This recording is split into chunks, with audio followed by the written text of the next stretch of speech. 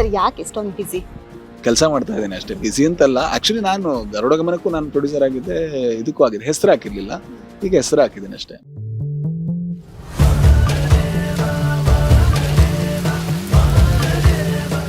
Thrill, ಒಂದು cinema ಮಾಡೋ thrill. ಚಿಕ್ಕತನ ನಮ್ಮನ್ನ ನನ್ನ ಕರಾಟೆ ಕ್ಲಾಸಿಗೆ ಸೇರಿಸಿದ್ರು.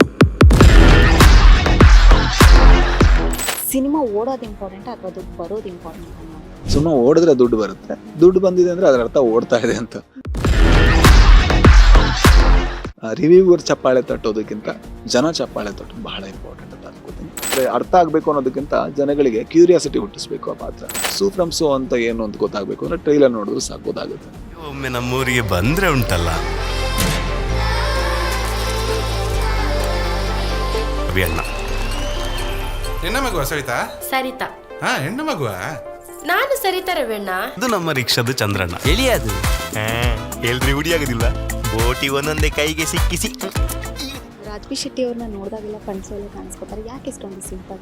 ಸಿಂಪಲ್ ಅಲ್ಲ, ಇದು ನನ್ನ ಬಟ್ಟೆ ಅಷ್ಟೇ. ನೀವು ಜೀನ್ಸ್ ಹಾಕಿದ್ರೆ ಯಾಕೆ ಸಿಂಪಲ್ ಅಂತ ಕೇಳಿದ್ರೆ, ನಿಮ್ಮ ಬಟ್ಟೆ ನೀವು ಹಾಕಿದ್ರೆ ನನ್ನ ಬಟ್ಟೆ ನಾನು ಹಾಕಿದ್ದೀನಿ.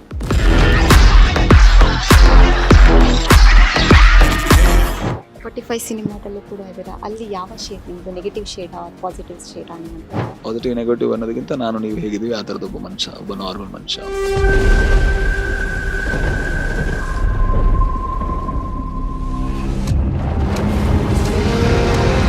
ನಾವು ಯಾವುದನ್ನ ಸಣ್ಣ ಬಜೆಟ್ ಅಂತ ಅನ್ಕೋತಾ ಇದೀವಿ, ಅಲ್ಲೊಂದು ಫೈಟ್ ಇಲ್ಲ ಅನ್ನೋ ಕಾರಣಕ್ಕೆ ಸಣ್ಣ ಬಜೆಟ್ ಅಂತ ಅನ್ಕೋತಿದೀವಿ. ಬಿಟ್ರೆ ಅದು ಯಾವುದು ಸಣ್ಣ ಬಜೆಟ್ ಸಿನಿಮಾಗಳಲ್ಲ. ಅದು ಕಾಂತಾರದ 3-4 ಪಟ್ಟು ಜಾಸ್ತಿ ಬಜೆಟ್. ಆ ಕೆಲಸನ ಕಾಂತಾರ 10 ಕೋಟಿ 15 ಕೋಟಿಲಿ ಮಾಡಿದೆ.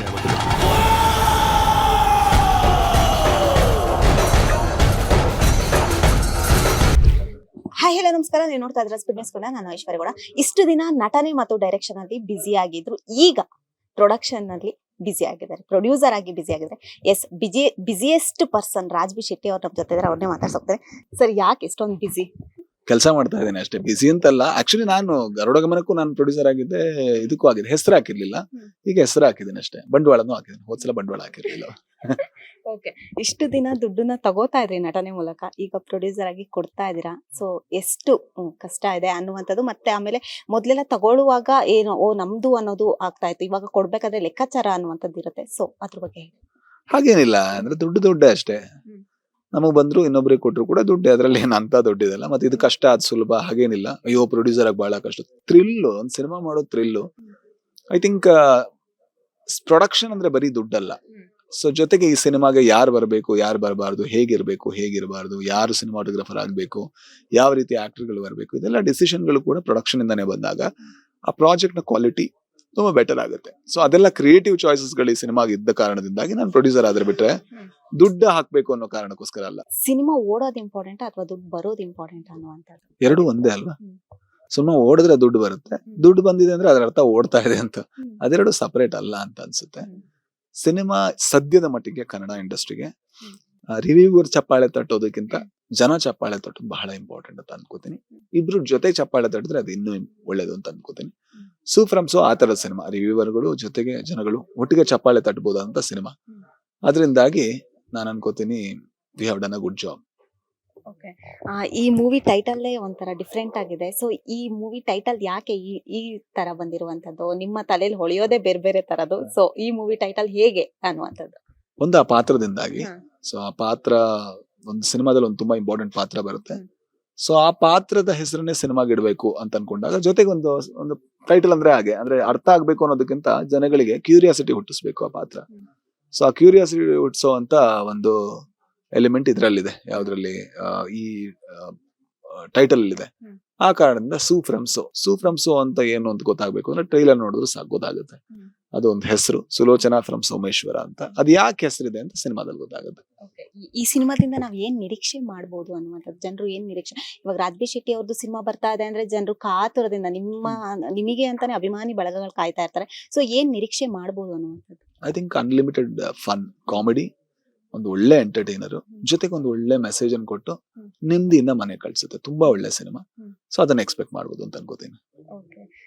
ದೆನ್ ಇವಾಗ ಇನ್ನೇನು ಜುಲೈ 25ನೇ ತಾರೀಕು ಬರ್ತಾ ಇದೆ. ಸೊ ಈ ಸಿನಿಮಾದ ಬಗ್ಗೆ ಏನ್ ಹೇಳ್ತೀರಾ? ಅಂದ್ರೆ ನಾನು ಜೊತೆಗೆ ನಮ್ಮ ತಂಡ ಲೈಟ್ ಅಪ್ ದ ಫಿಲ್ಮ್ಸ್ ಬಹಳ ಖುಷಿ ಪಟ್ಟು ಮಾಡಿದಂತ ಸಿನಿಮಾ. ಇದನ್ನ ನೋಡ್ಬೇಕಾದ್ರೂ ಕೂಡ ಅಷ್ಟೇ, ಅಂದ್ರೆ ನಾವು ಪದೇ ಪದೇ ನೋಡ್ಬೇಕಾದ್ರೂ ಎಂಜಾಯ್ ಮಾಡ್ತಾ ಇದ್ವಿ. ಎಡಿಟಿಂಗ್ ಅಲ್ಲಿ, ಮ್ಯೂಸಿಕ್ ಆಗ್ಬೇಕಾದ್ರೆ, ಮಿಕ್ಸಿಂಗ್ ಅಲ್ಲಿ, ಎಲ್ಲಾ ಸ್ಟೇಜ್ ಅಲ್ಲೂ ನಾವು ನಗ್ತಾ ಇದ್ವಿ. ಜೊತೆಗೆ ತುಂಬಾ ಜತನದಿಂದ, ತುಂಬಾ ಕೇರ್ಫುಲ್ ಆಗಿ ಎಲ್ಲಾ ಡಿಪಾರ್ಟ್ಮೆಂಟ್ ಅಲ್ಲೂ ಕೆಲಸ ಮಾಡಿ ನಾವ್ ಇದನ್ನ ಇನ್ನೂ ಸ್ಟ್ರಾಂಗ್ ಆಗಿ ಮಾಡ್ಬೇಕು ಅಂತ ಎಲ್ಲರೂ ದುಡ್ದಂತ ಸಿನಿಮಾ. ಅದರಿಂದಾಗಿ ಒಂದು ಒಳ್ಳೆ ಸಿನಿಮಾ ಬರ್ತಾ ಇದೆ 25ನೇ July. We are very confident that we have done the very best that we can. ನಮಗೆ ಎಷ್ಟು ಸಾಧ್ಯನೋ ಅಷ್ಟು ಒಳ್ಳೆ ಸಿನಿಮಾ ಮಾಡುವಂತ ಪ್ರಯತ್ನ ಮಾಡಿದ್ವಿ. ಸೊ ನೋಡಿ, ನಿಮಗೂ ಕೂಡ ಹಾಗೆ ಭಾಸವಾಗುತ್ತೆ ಅಂತ ನಾವ್ ಅನ್ಕೋತೀವಿ. ಓಕೆ, ಮೊದಲು ನಟನೆ ಮಾಡ್ತಾ ಇದ್ರಿ, ಆಮೇಲೆ ಡೈರೆಕ್ಷನ್ ಬಂದ್ರಿ. ಸೊ ನಟನೆ ಡೈರೆಕ್ಷನ್ ಒಟ್ಟಿಗೆ ಮಾಡಿದೆ.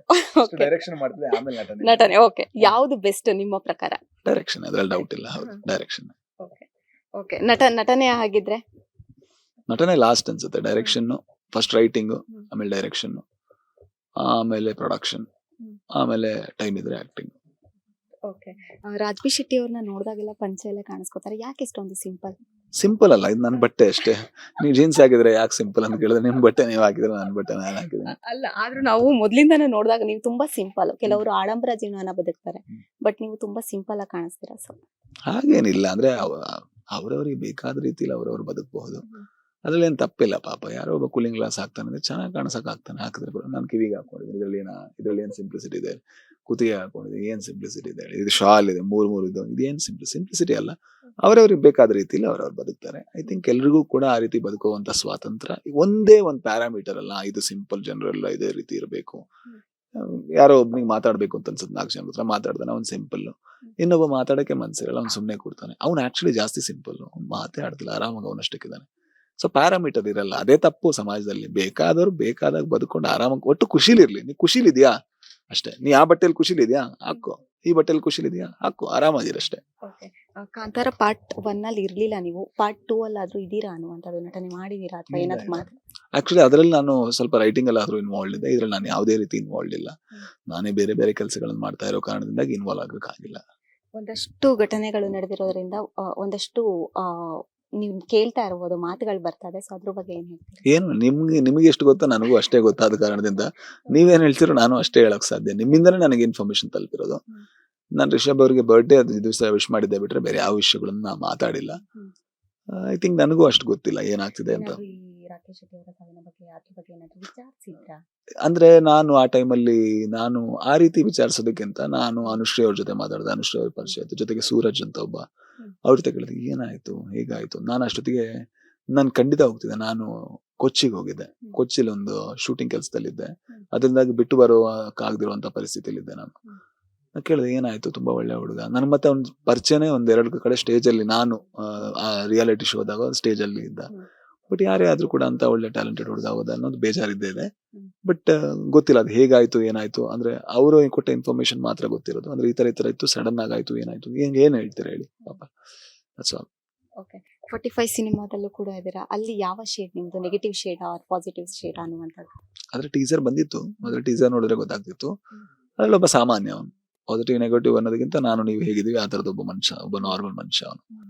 ಸೊ ಬೇರೆ 2 ಪಾತ್ರಗಳೇ, ನಮ್ಮ ಉಪೇಂದ್ರ ಸರ್ ಜೊತೆಗೆ ಶಿವಣ್ಣ, ಅವರಿಬ್ಬರ ಪಾತ್ರಗಳಲ್ಲಿ ಅದು ಬೇರೆ ಬೇರೆ ರೀತಿಯ ಶೇಡ್ಗಳು ಬರುತ್ತೆ. ನಂದು ಒಬ್ಬ ಸಾಮಾನ್ಯ ಮನುಷ್ಯ, ಜೀವನದ ಜಂಜಾಟಗಳಲ್ಲಿ ತೊಡಗಿಕೊಂಡಿರುವಂತ ಒಬ್ಬ ಮನುಷ್ಯ ಅಷ್ಟೇ. ಈಗ ನೀವು ಕೇಳ್ತಾ ಇರ್ಬೋದು, ಒಂದು ಕೂಗು ಕೇಳಿ ಬರ್ತಾ ಇದೆ. ಕನ್ನಡ ಇಂಡಸ್ಟ್ರಿಯಲ್ಲಿ ಒಗ್ಗಟ್ಟಿಲ್ಲ, ಬೇರೆ ಭಾಷೆ ಸಿನಿಮಾಗಳಿಗೆ ಹೋಲಿಸ್ಕೊಂಡ್ರೆ ನಮ್ಮ ಕನ್ನಡ ಇಂಡಸ್ಟ್ರಿಯಲ್ಲಿ ಒಗ್ಗಟ್ಟಿಲ್ಲ ಅನ್ನುವಂಥದ್ದು. ಸೊ ಅದ್ರ ಬಗ್ಗೆ ಏನ್ ಹೇಳ್ತೀರಾ? ಹೌದಾ, ಒಗ್ಗಟ್ಟಿಲ್ವಾ ಹಂಗಿದ್ರೆ? ನಂಗೆ ಗೊತ್ತಿಲ್ಲ. ಅಂದ್ರೆ ಅದು ನನಗೆ ಅರ್ಥ ಆಗಿಲ್ಲ ಇಲ್ಲಿ ತನಕ. ಒಂದು ಮೊಟ್ಟೆಯ ಕತೆ ನೋಡಿದಾಗ ಎಲ್ಲರೂ ಸಪೋರ್ಟ್ ಮಾಡಿದ್ರು. ಗರುಡ ಗಮನ ನೋಡಿದಾಗ ಎಲ್ಲರೂ ಸಪೋರ್ಟ್ ಮಾಡಿದ್ರು. ಐ ಥಿಂಕ್ ಒಳ್ಳೆ ಸಿನಿಮಾ ನಾನು ಯಾವಾಗ ಮಾಡಿದೆ ಎಲ್ಲರೂ ಸಪೋರ್ಟ್ ಮಾಡಿದ್ರು. ಕೆಟ್ಟ ಸಿನಿಮಾ ಮಾಡಿದ್ರೆ ಸಪೋರ್ಟ್ ಮಾಡಿಲ್ಲ. ಅದ್ರಲ್ಲಿ ಒಗ್ಗಟ್ಟಿಲ್ಲ ಅಂತ ನನಗೆ ಅನ್ಸಲ್ಲ. ಕೆಟ್ಟ ಸಿನಿಮಾ ಮಾಡಿದಾಗ ಯಾಕೆ ಸಪೋರ್ಟ್ ಮಾಡ್ಬೇಕು? ಐ ಥಿಂಕ್ ನನಗೆ ಇಲ್ಲಿ ತನಕ ಸಪೋರ್ಟ್ ಸಿಕ್ಕಿದೆ. ಒಗ್ಗಟ್ಟಿಲ್ಲ ಅನ್ನುವಂತ ಕೂಗು ಅದೆಲ್ಲ ತುಂಬಾ ಉತ್ಪ್ರೇಕ್ಷೆ ಅಂತ ಆಗುತ್ತೆ. ಮೇ ಬಿ ನಮ್ಮೆಲ್ಲರೂ ಕೂಡ ನೊಂದುಕೊಂಡಿದೀವಿ. ನಮಗೆ ನಮ್ಮದೇ ಆದ ನಮ್ಮ ಹೆಜ್ಜೆಯನ್ನ ಒಂದು ಕಂಡುಕೊಳ್ಳೋದಕ್ಕೆ ಸ್ವಲ್ಪ ಕಷ್ಟ ಪಡ್ತಾ ಇದೀವಿ. ಬಿಟ್ರೆ ಆ ತರದ ಒಗ್ಗಟ್ಟಿಲ್ಲ ಅನ್ನೋದೆಲ್ಲ ಸುಳ್ಳು.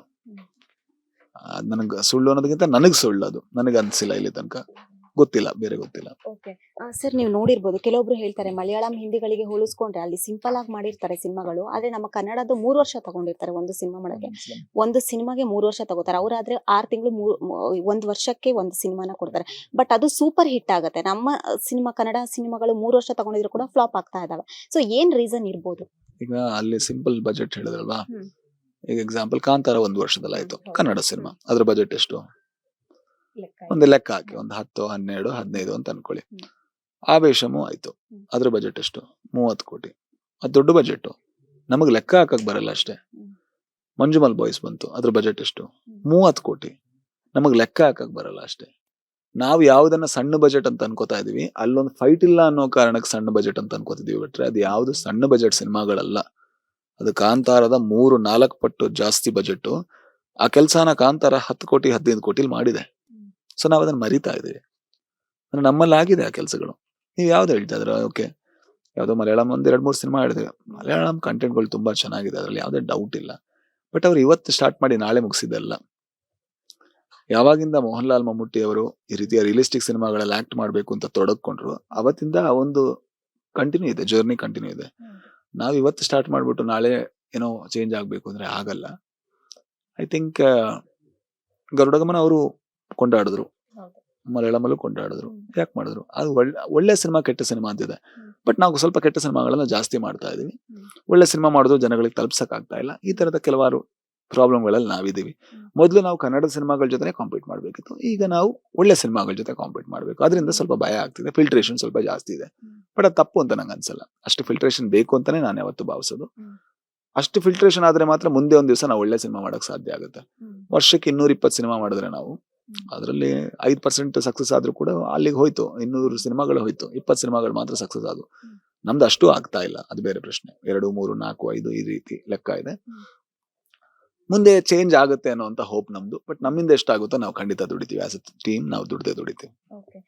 ಸರ್, ಈಗ ಇನ್ನೊಂದೇನು ಅಂದ್ರೆ, ಇವಾಗ ರಾಜ್ಬಿ ಶೆಟ್ಟಿ ಆಗಿರ್ಬೋದು, ರಕ್ಷಿತ್ ಶೆಟ್ಟಿ ಆಗಿರ್ಬೋದು, ಪ್ರಮೋದ್ ಶೆಟ್ಟಿ ಆಗಿರ್ಬೋದು, ರಿಷಬ್ ಶೆಟ್ಟಿ ಆಗಿರ್ಬೋದು, ಬೆಸ್ಟ್ ಫ್ರೆಂಡ್ಸ್ ಅಂತ ಹೇಳ್ತಾರೆ. ಸೊ ನಿಮ್ಮನ್ನೆಲ್ಲರನ್ನು ಹೋಲ್ಸಿದ್ರೆ ಶೆಟ್ಟಿ ಗ್ಯಾಂಗ್ ಅಂತ ಕರೀತಾರೆ. ಎಲ್ಲರೂ ಸೇರಿ ಒಂದ್ ಸಿನಿಮಾ ಯಾವಾಗಾರು ಇನ್ ಮುಂದೆ ಮಾಡುವಂತದ್ದು ಏನಾದ್ರು ಪ್ಲಾನ್ ಇದೆಯಾ? ಅಯ್ಯೋ, ಆತರ ಅದು ಹೆಸರು ಬಂತು ಅನ್ನೋ ಕಾರಣಕ್ಕೆ ಯಾರು ಸಿನಿಮಾ ಮಾಡ್ತಾರೆ? ಆತರ ಇಲ್ಲ. ಕತೆ ಬರ್ಬೇಕು, ಆ ಕಥೆಯಲ್ಲಿ ಎಲ್ರು ಒಟ್ಟಾಗ್ಬೇಕು. ಒಟ್ಟಾದ್ರೆ ಸಿನಿಮಾ ಮಾಡ್ಬೇಕು ಅಂತ ಅನ್ಸುತ್ತೆ. ಇಲ್ಲ ಹೆಸರು ಇದು ಮ್ಯಾಜಿಕ್, ಅದು ಗಿಮಿಕ್, ಅದು ಅದೆಲ್ಲ ಇಂಟ್ರೆಸ್ಟು ಇಲ್ಲ ಯಾರಿಗೂ ಕೂಡ. ರಕ್ಷಿತ್ ಅವ್ರ ಕೆಲ್ಸದಲ್ಲಿ ಬಿಸಿ ಇದಾರೆ, ರಿಷಬ್ ಅವ್ರ ಕೆಲ್ಸದಲ್ಲಿ ಬಿಸಿ ಇದಾರೆ, ಪ್ರಮೋದ್ ಅವ್ರ ಕೆಲ್ಸದಲ್ಲಿ ಬಿಸಿ, ನಾನ್ ನನ್ನ ಕೆಲ್ಸದಲ್ಲಿ ಬಿಸಿ ಇದ್ದೀನಿ. ಐ ಥಿಂಕ್ ನಾವು ಒಟ್ಟಿಗೆ ಮಾಡಿದ್ರೆ 1 ಸಿನಿಮಾ ಆಗುತ್ತೆ, ನಾವು 4 ಜನ ಮಾಡಿದ್ರೆ 4 ಸಿನಿಮಾ ಆಗುತ್ತೆ. I think which is more benefit to the industry ಅಂದ್ರೆ 4 ಸಿನಿಮಾ. ಕೊನೆಯದಾಗಿ ಸರ್, ರೀಸೆಂಟ್ ಆಗಿ ರಶ್ಮಿಕಾ ಮಂದಣ್ಣ ಒಂದು ಹೇಳಿಕೆ ಕೊಟ್ರು, ಕೊಡಗುಯಿಂದ ನಾನು ಒಬ್ಳೆ ಬಂದಿದ್ದು, ಕೊಡಗು ಇಂಡಸ್ಟ್ರಿಯಲ್ಲಿ ಯಾರು ಕೂಡ ಬಿಡಲ್ಲ, ಜಡ್ಜ್ ಮಾಡ್ತಾರೆ ಅನ್ನೋದು. ಸೊ ಅದ್ರ ಬಗ್ಗೆ ನಿಮಗೆ ಗೊತ್ತಿದ್ದಾರೆ ಅವರು ಕೂಡ, ಅದ್ರ ಬಗ್ಗೆ ಏನ್ ಹೇಳ್ತೀರಾ? ಮೇ ಬಿ ಅವ್ರ ಒಪಿನಿಯನ್ ಹೇಳಿದ್ರು. ಕೊಡಗುಲ್ಲಿ ಜಡ್ಜ್ ಮಾಡ್ತಾರೆ ಅನ್ನೋದು ಮೇ ಬಿ ಪಾಪ ಅವ್ರು ಹೇಳ್ಬೇಕಾದ್ರೆ ಅನ್ಸ ಬಾಯ್ ತಪ್ತು ಅಂತ ಅನ್ಸುತ್ತೆ. ಅವರ ಪರಿಚಯದವ್ರು ಅವ್ರು ಜಡ್ಜ್ ಮಾಡಿರ್ಬೋದು. ಬಟ್ ನಾವು ಹಾಗೆ ಅಲ್ವಾ? ಅಂದ್ರೆ ಈಗ ನಾನು ನನ್ನ ಯಾವ್ದೋ ಒಂದು ಕೆಟ್ಟ ರಿಲೇಷನ್ ಅನುಭವ ಆಗಿದ್ರೆ, ಇಲ್ಲ ಹೆಣ್ಮಕ್ಳೆಲ್ಲ ಮೋಸ ಅಂತ ಮಾತಾಡ್ಬಿಡ್ತೀವಿ. ತುಂಬಾ ತಪ್ಪದು, ಹಾಗೆ ಮಾತಾಡಬಾರ್ದು. ಅದೇ ರೀತಿ ಅವ್ರು ಮಾತಾಡ್ಬೇಕಾದ್ರೆ ಏನೋ ಬಾಯಿ ತಪ್ಪಿ ಆ ರೀತಿ ಹೇಳಿರ್ಬೋದು. ಇಷ್ಟಾದ್ರೂ ಇಲ್ಲಿಂದ ಹೋದ ಹೆಣ್ಮಗಳು ಬಾಯಿ ತಪ್ಪಿದ ತಕ್ಷಣ ನಾವು ಕೆಟ್ಟೋರು ಅಂತ ಜಡ್ಜ್ ಮಾಡ್ಬೇಕು ಅಂತ ಏನೂ ಇಲ್ಲ. ಒಂದು ಕ್ಷಮೆ ಕೊಟ್ಟು, ಈಗ ಒಬ್ಬ ಮನುಷ್ಯನಿಗೆ ಯಾವುದೋ ಒಂದು ಇನ್ಫಾರ್ಮೇಶನ್ ನ ಕೊರತೆ ಇದ್ದಾಗ ನಾವು ಅದನ್ನ ತಪ್ಪು ಅಂತ ಸಾಧಿಸಕ್ಕಾಗಲ್ಲ. ಅವ್ರ ಅಹಂಕಾರದಿಂದ ಹೇಳಿದ್ರೆ ನಾವು ಸಾಧಿಸ್ಬೋದು. ಬಟ್ ಅವರು ಇನ್ಫಾರ್ಮೇಶನ್ ಇಲ್ಲದೆ ಇರೋದನ್ನ, ಪ್ರೇಮ ಅವರು ಅಲ್ಲಿಂದ ಬಂದ್ರು ಅಂತ ಅವ್ರಿಗೆ ಗೊತ್ತಿಲ್ಲದೆ ಇರ್ಬೋದು, ಇನ್ನೊಂದು ಅವ್ರಿಗೆ ಗೊತ್ತಿಲ್ಲದೆ ಇರ್ಬೋದು. ಮೇ ಬಿ ಅವರಿಂದ ತಪ್ಪಾಗಿರ್ಬೋದು. ಅದನ್ನ ಕ್ಷಮಿಸೋದು ನಮ್ಮ ಗುಣ. ನಾವು ಕನ್ನಡಿಗರು ಅದರಲ್ಲೇ ನಾವು ಎತ್ತಿದ ಕೈ ಅಂತ ಅನ್ಸುತ್ತೆ. ಬಿಟ್ಟು ಬಿಡ್ಬೇಕಷ್ಟೇ. ಏನ್ ಮಾತಾಡಿದ್ರೆ ಅದನ್ನ ತುಂಬಾ ದೊಡ್ಡ ಇಶ್ಯೂ ಮಾಡೋದು, ಈಗ ಹೋಗಿ ತಗೊಳ್ಳೋದು ಬೇಡ. ಪ್ರೇಮ ಅವರೇ ತಗೊಂಡಿಲ್ಲ, ಯಾಕಂದ್ರೆ ಅವ್ರ ದೊಡ್ಡತನ ಅವ್ರದ್ದು.